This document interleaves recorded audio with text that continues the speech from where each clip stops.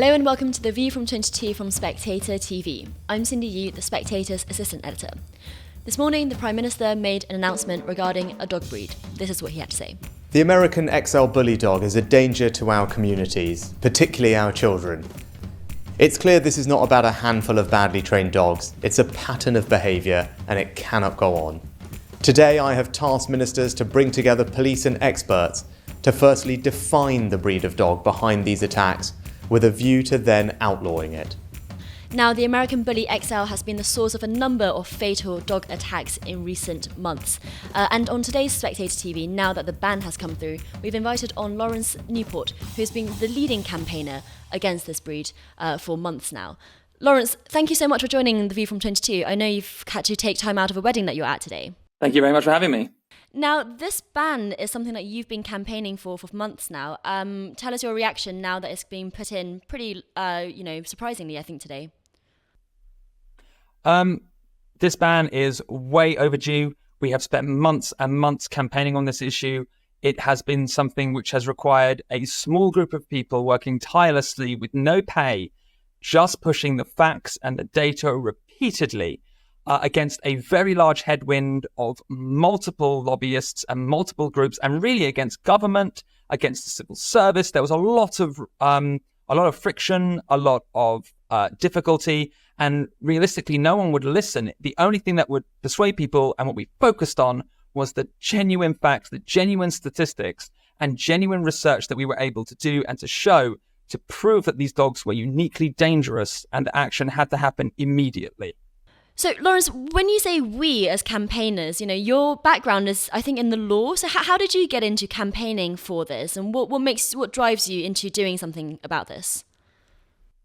So several months ago, last year, I realized that there was a lot of very large pit bull looking dogs around. They were generally quite aggressive and quite difficult, and I wanted to see if this was reflected in any data. When I started looking into the data on fatalities, I found, unfortunately, that we had, in 2022, experienced the largest spike in deaths to dogs in the history of the UK since records began. This was entirely down to the breed of the American Bully. I began to then look into the history of the breed, and otherwise, I wrote a blog post on it about 4 months ago that went viral. And then I was contacted by several victims and other people involved, other policy people, and a very small group of us got together and decided that we would do something and that we would change this. And so for the last 4 months, we have been focused solely on stopping the deaths, and it's not just people being killed. There are other dogs. In 1 week in July this year, there was one dog a day killed by an American bully. They are really, truly very aggressive. And there was only a small group of us working away at this. And unfortunately, as you say, you've been campaigning for 4 months, but actually in that time, more people have died, more cattle have died at the jaws, let's say, of this dog. Tell us, for viewers who haven't been following this, because I have to say, I actually hadn't been following until really the last few weeks, what is it about these dogs that makes them so dangerous? So the American Bully is it was bred from fighting pit bulls in the late 80s and early 90s. Now, American Pit Bull Terriers are banned in the UK. The UK has half the per capita deaths to dogs that the US does, and that entire difference is explained by the legalization in the US of the American Pit Bull Terrier. It there commits 60% of all deaths to dogs in the US. We have banned that dog for the last 30 years. That ban has been highly effective. Our deaths have maintained very, very low. However, the American Bully was bred from fighting American Pit Bull Terriers. These are dogs that have been locked in cages to fight to the death with another dog. Some of these fights last 3 hours or more. The winners are then bred with each other. They were bred from this, and the claim was that they were then bred with other breeds to make them larger. What we have found through looking, or rather what Bully Watch has found, and a researcher there named Gloria has found through significant research, which has just been published in The Telegraph, that there is a huge volume of these dogs. In fact, basically all American bullies in this country are just highly inbred pit bulls. They were inbred over and over for larger sizes, more exaggerated characteristics. So what could you get from a dog that's from fighting stock and inbred repeatedly for exaggerated characteristics? You get a fighting dog that's incredibly unpredictable. So since 2021, The American Bully is responsible for over 70% of all deaths to dogs in this country. And they're responsible single-handedly for the greatest increase of deaths to dogs since records began in the UK. And they're responsible for nearly 50% of all attacks. This is a dog breed that is, quite simply, uniquely dangerous. Lawrence, I'm a dog lover. I have a family dog, and I very much believe in the importance, and I very much believe in the importance of training. And I see bad owners who don't know what they're doing with their dogs, and especially in smaller dogs, actually, that leads to pretty negative and aggressive behavior where they kind of just brush off because they can physically control the dog. So an argument you must hear all the time is, why is it the breed? Why is it not the owner? Because so many owners, and even just, doing a bit of teaching yourself, you can see the really basic mistakes that make a dog much more aggressive than it has to be of any breed. So what do you say to that? I mean, have you really correlated at Bully Watch, for example, have you really correlated with the kind of criminal behavior or kind of ASBO behavior of the owners themselves compared to the dogs? Have you disaggregated those factors? So there's several reasons to suspect that it is not the owners at all. One is that, or rather, it is the breed, which can be, certain owners, definitely. There are certain owners which, for instance, mistreat their dogs and are generally just awful. That is without a doubt.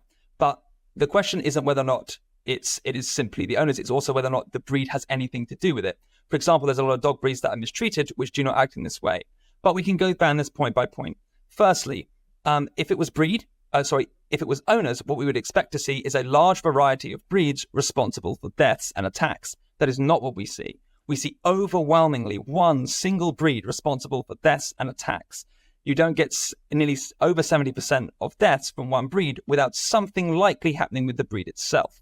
Two, if it was, for instance, just large dogs or just larger breeds that were mistreated, well, people often say, well, they're large dogs, they're not like Chihuahuas, and that's why they're more likely to kill you. Great Danes are 80 kilograms in size. They're bigger than the American Bully. You cannot find a single case where a Great Dane has killed anyone. Thirdly, if it was about owners, greyhounds are perhaps the most mistreated breed across the country. We know greyhounds are rescued all over the place because they are horrifically treated. They are not socialized. They're kept in cages. They are starved. They are mistreated. They are hit. It's awful. Greyhound racing can be absolutely terrible for greyhounds. And yet, greyhound rescues are not running rampage around the streets killing children. These are big, muscular, powerful dogs, fast dogs that could, for instance, kill babies, kill children. You can't find them doing that. What you can find them doing is, for instance, killing cats, killing small rodents, which is exactly what they were bred to do. We know that dogs have been bred for inherent traits. That is literally what dog breeding is. So we have retrievers retrieve, pointers point. Fighting dogs are going to fight. But it's interesting, isn't it? You go back to the science on all of this, on breeds. But actually, a lot of dog breeders, and as you mentioned, you call them the lobby, these animal charities, for example, they do have expertise on these things, and they disagree with you. They say that breed-specific regulation doesn't work because breeds actually aren't a great indicator on individual behavior. I mean, that's also science, isn't it? Right. No. So the large RSPCA report from 2016 is completely out of date. There are, for instance, they acknowledge there are several studies earlier on which they say was confounded by various reasons, that you can't say that, there's peer-reviewed studies showing that there's aggression, a difference on breed. But there are massive studies very, very recently done over the last 2 or 3 years on, one of them was on 13,000 dogs, one of them on 11,000 dogs, one of them several have shown on these very large sample sizes, you see a massive difference in aggression between dogs bred for fighting and those not bred for fighting. It is, in fact, exactly what you would expect. Otherwise, we should expect fighting rings to be stocking themselves with every kind of dog, because any dog could be shown to be aggressive and attack and etc. That's not what you see. You see dogs bred for specific purposes in specific ways. That is exactly the history and exactly what we see with these dogs. And it's exactly also, I want to mention too, of course, that even though the peer-reviewed studies might also show, as they do, the very high numbered, very high sample size, very recent studies show us to be correct. We don't even need that. You can look at the natural experiment of the United Kingdom. You have a ban on pit bulls. The moment that ban has a loophole and a new pit bull type enters the country, attacks and deaths skyrocket in a way they never have before. That, unfortunately, to our cost, is a natural experiment which shows better than any survey or review possibly could that these dogs are inherently and uniquely dangerous. So, Lawrence, let me tell you why I'm a little bit skeptical of that argument. It's because I think when you talk about natural experiments, as you talk about them, of a whole society or a whole country, there's just so many factors that go into ownership of dogs, right? You know, when we talk about Great Danes versus Pit Bulls, there are certain owners who only want pit bulls because they look scary, because of the kind of characteristics they have. They're not going to go for Great Danes. They're not going to go for golden retrievers. They're not going to go for the fluffy, cute, attractive types, you know, traditionally attractive types, because they want something that looks scary. But how much is that correlated? And this is, again, I'm asking you, how much is that correlated with the owner's own behavior and what they want out of a dog? So again, it's going back to the genetics or the training. No, for instance, multiple people who've lost their lives to these dogs were experienced dog handlers. The classic case example of this is Natasha Johnson. She was an experienced dog walker who was walking her dogs was walking several dogs, but she was killed by her own American bully. This was a woman who, when she was dying, when she was being killed by her own dog, warned other people, stay away, save yourself. That's the last thing she said to people. This is not a bad owner. I do not... I mean, obviously, that's only one story of several. But if you were looking for a simple case of bad ownership, you should see Great Danes, you should see Greyhounds, you should see owners like Natasha Johnson should be completely without any possibility that her dog turns on her. That is simply not the case. These are dogs, if you look historically as well at their breeding, this is not a surprise. If you breed a dog from fighting stock and then inbreed it repeatedly for sizes and strength, what would you predict that you would get? It is very strange to think you would get a dog as equally aggressive as a golden retriever. That doesn't make sense. They have been bred for aggression. And Lawrence, you know, the government today has not really exactly said what they're going to do with existing American Bully XLs. So what do you think they should be doing with those? So a ban gives the government a range of options. They can, for instance, it's difficult to construct. There are various powers in the statute, and it's been amended several times over the years.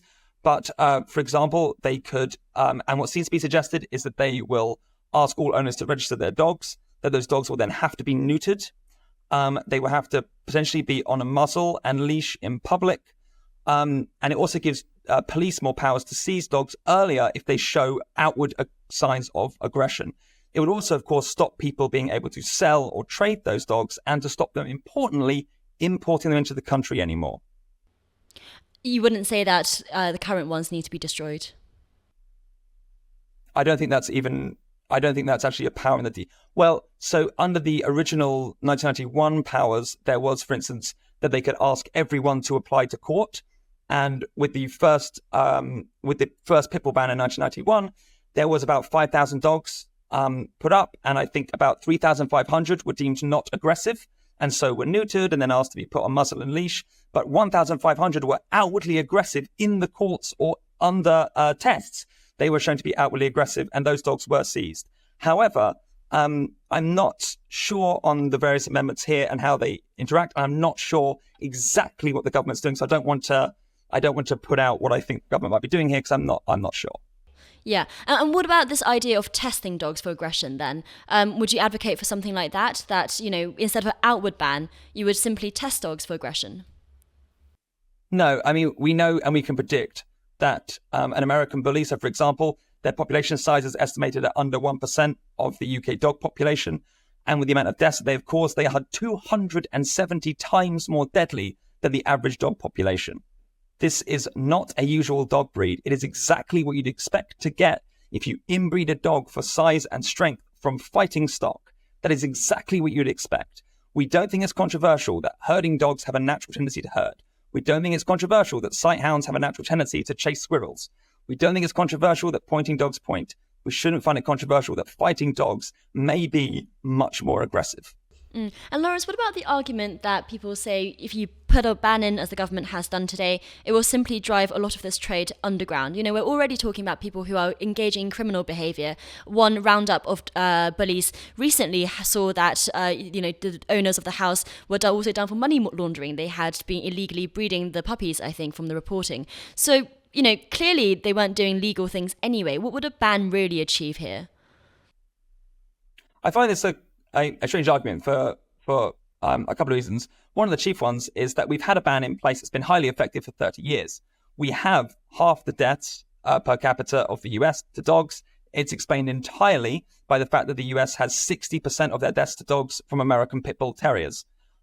We don't have that in this country because we've banned the Pit Bull. Even though we have, for example, a massive increase in both the human and dog populations, dog deaths have remained essentially static until very recently, when we've imported a pit bull type for the first time in 30 years. They found a loophole to do this, and essentially now we see a skyrocket in attacks and deaths. The ban was highly effective for a very, very long period of time. We know it works. Lawrence Newport, thank you so much for joining Spectator TV.